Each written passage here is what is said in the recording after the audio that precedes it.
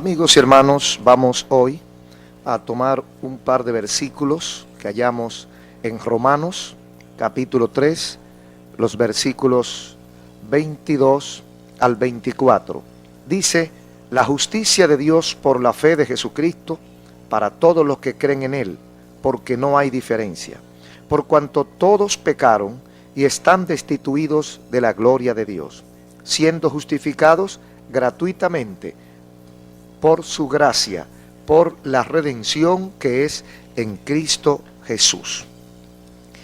Hemos leído Romanos capítulo 3, versículos 22 al 24, pero queremos utilizar el versículo 23.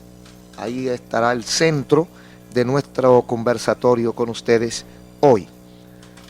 Por cuanto todos pecaron y están destituidos de la gloria de Dios.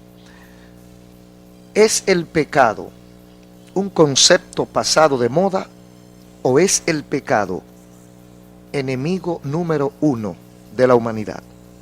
Aquí el obstáculo es el pecado en el versículo 23. Por cuanto todos pecaron y están destituidos de la gloria de Dios. Creo que hay que entender qué significa pecado, porque hay mucha gente que no entiende, no sabe o no le interesa saber qué es pecado, para entonces, partiendo de ahí, saber cuándo estamos en pecado, cuándo no estamos en pecado. El pecado nos aparta, nos elimina la herencia, nos quita la bendición, nos aparta de la gloria de Dios. Entonces todo parece indicar que es algo pernicioso, es algo peligroso, es algo malo. Antes de entrar específicamente en los pecados, permítannos decir algo acerca de la significación universal de pelear nuestra batalla personal de fe contra el pecado. En primer lugar, pecado es todo obstáculo, toda desobediencia, toda contradicción con la voluntad de Dios. Toda cosa que yo hago en contra de la voluntad expresa de Dios. Toda cosa que yo hago conscientemente en desobediencia a Dios. Todo aquello que yo hago que yo sé que Dios no lo quiere, que Dios lo aborrece o que Dios lo prohíbe, por sencillo que parezca, y yo lo hago, yo estoy pecando. Hay cosas que son sencillas, muy sencillas. Hay otras cosas que son mayores. Hay personas que creen que pecado es solamente matar a alguien o robarse algo ajeno y que tenga valor, porque si es sencillo tampoco importa. Si a una persona valía tanto. No es el valor material del objeto, es el valor moral de la acción. ¿Qué tú hiciste?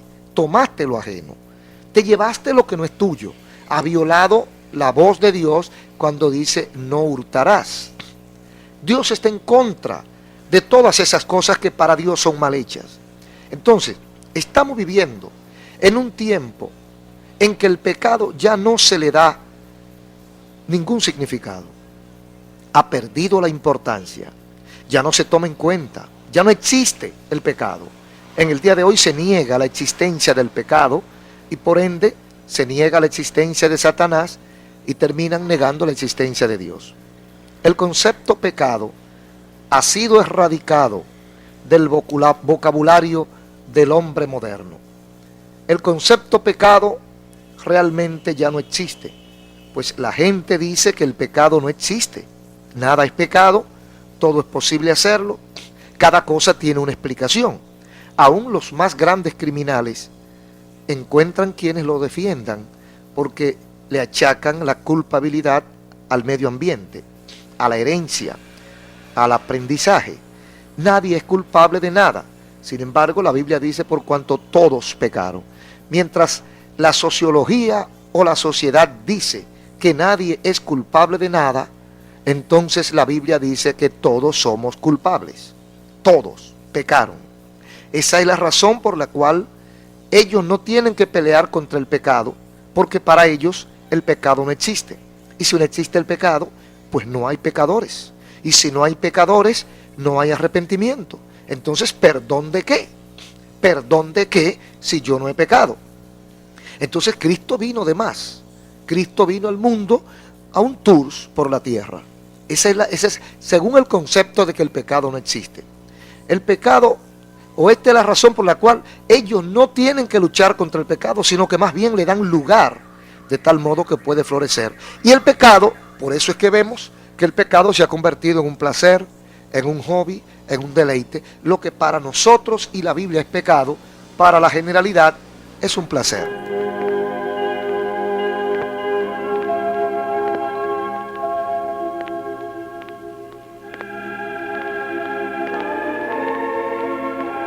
Amigos y hermanos, sin embargo, la realidad de nuestros tiempos constituye una prueba de que Satanás en verdad existe, de que el pecado es un poder satánico que domina y esclaviza, y de que los resultados del pecado son el infortunio, la miseria de todo orden y la destrucción. En la criminalidad, el creciente porcentaje de suicidios y de propensión a las drogas, podemos ver esta realidad y sus desastrosas consecuencias donde quiera que miramos. Donde quiera que miramos, vemos los resultados funestos, oscuros, catastróficos del pecado. El pecado destruye a los jóvenes, destruye a las jóvenes, destruye a las mujeres, destruye a los hombres, destruye los hogares, destruye la moral, destruye la vida, destruye la economía, destruye la sociedad, destruye al país.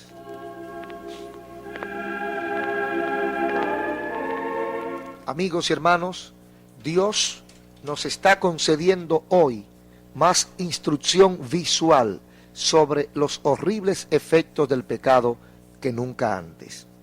Hemos estado hablando mucho acerca del SIDA y muchas recomendaciones se dan para el SIDA. Hay quienes hablan del SIDA y lo único que le dicen a los jóvenes es: debes tomar medidas, debes tener cuidado, debes usar preservativos, debes usar esto y aquello para que no te contagies. La Biblia, o sea, tomando el SIDA como consecuencia del pecado, como resultante directa de la vida promiscua en que el hombre ha vivido, que comenzó con los homosexuales, que continuó luego con los promiscuos y que hoy nadie está libre del SIDA, porque es una pandemia, es algo que se ha extendido tanto que usted en su casa no está seguro. ¿Por qué?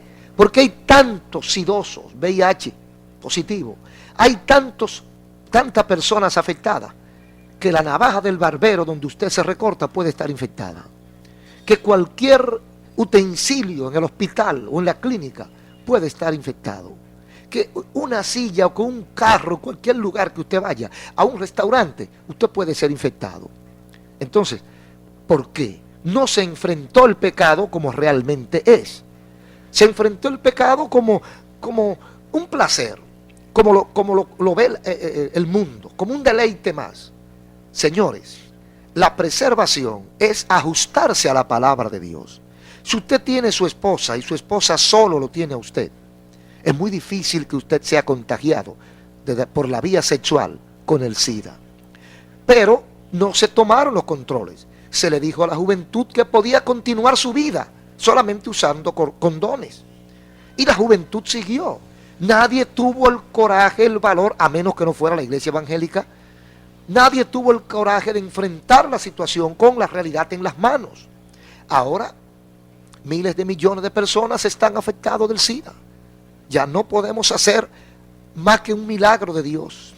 Y nosotros, cuidarnos hasta en el vaso que bebemos, cuidarnos hasta la casa que visitamos, porque sin haber metido la pata, sin haber desviado, sin haber pecado, sin haber adulterado, sin haber fornicado, podemos ser contagiados del SIDA en las manos de un médico, de una enfermera, en un hospital, en una clínica que tenga poco cuidado. Mucha gente ha encontrado su muerte en vez de su salud. Así ha llegado el pecado, porque la gente lo trata con delicadeza y la gente piensa que nada es pecado y que todo decentemente y con orden podemos hacerlo.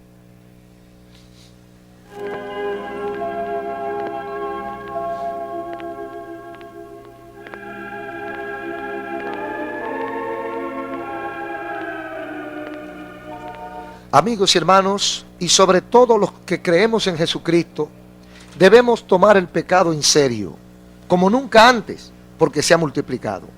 Porque el pecado, amigos oyentes, provoca el juicio de Dios, que se manifiesta, puede ser con sida o puede ser con lo que sea.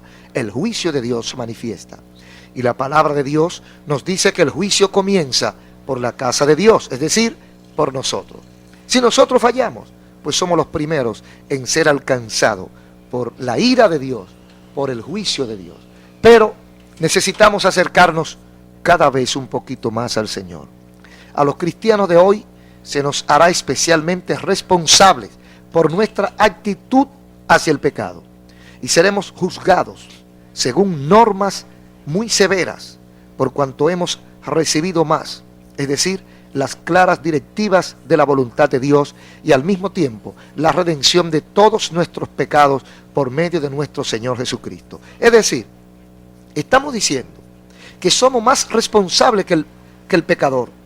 Los que hemos conocido a Cristo, los que hemos tenido un encuentro personal con el Señor, los que hemos tenido el privilegio de conocer al Señor, si metemos la pata, somos más responsables que los demás.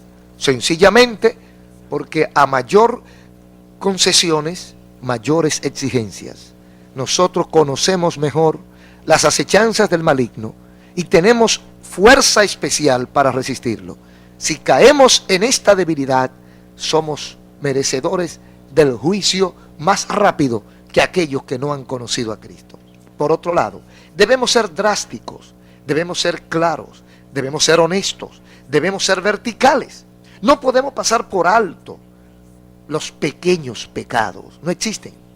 No debemos pasar por alto las pequeñas pajas, no. Tenemos que ser drásticos, tenemos que ser claros, tenemos que ser verticales y sinceros con Dios. Tenemos que andar de acuerdo con Dios y ser sincero conmigo mismo.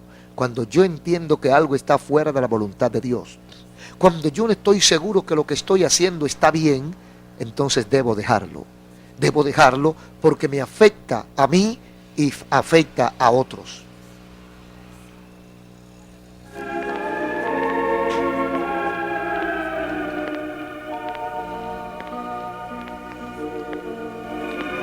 Amigos y hermanos, en cualquier momento en que nosotros no seamos capaces de llevar nuestros pecados a la cruz de Jesús, de confesarlo y de apartarnos de el pecado comenzará a obrar en nuestras vidas y comenzará como una carcoma, destruyéndome poco a poco, hasta que puede tomarse semanas, meses o años, pero me va a destruir.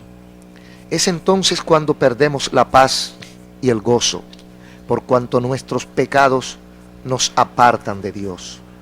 Pero aún peor, el pecado nos trae una terrible cosecha para toda la eternidad. Tendremos que sufrir por causa del pecado, ya que ha de ser juzgado muy severamente en el mundo por venir. El apóstol Pablo nos dice que los cristianos tienen que comparecer ante el tribunal de Cristo para que cada uno reciba según lo que haya hecho mientras estaba en el cuerpo, sea bueno o sea malo. Por cuanto todos pecaron y están destituidos de la gloria de Dios. Esa es la vida que vive el mundo.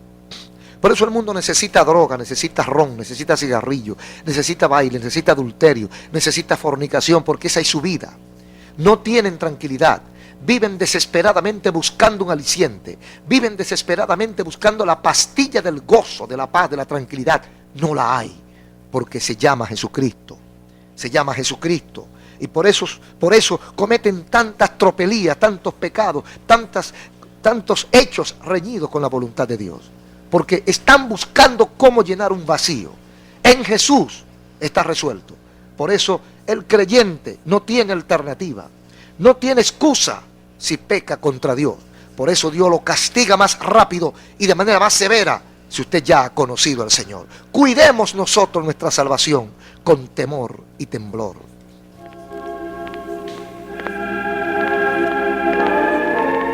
Amigos, las personas sensibles del día de hoy son aquellas que miden sus pecados según las Sagradas Escrituras y pelean una batalla de fe contra el pecado en sus vidas personales.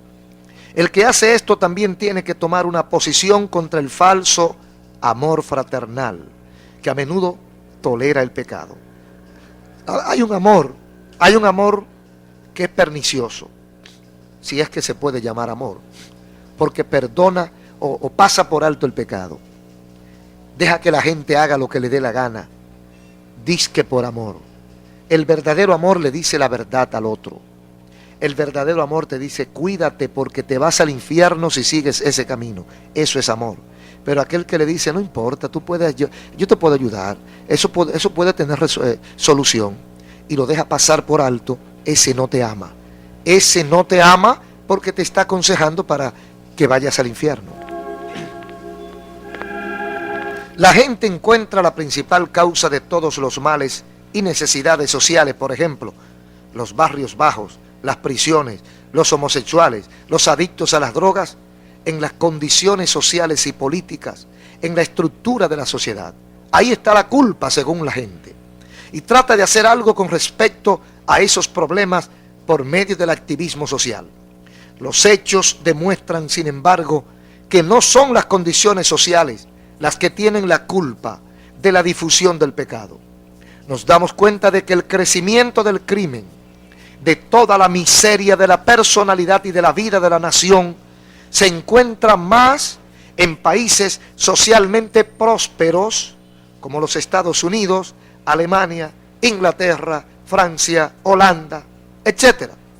Tal avalancha de propensión a las drogas y criminalidad, delincuencia, etcétera, que conduce a la miseria y a la corrupción, solo puede ser causada por el pecado.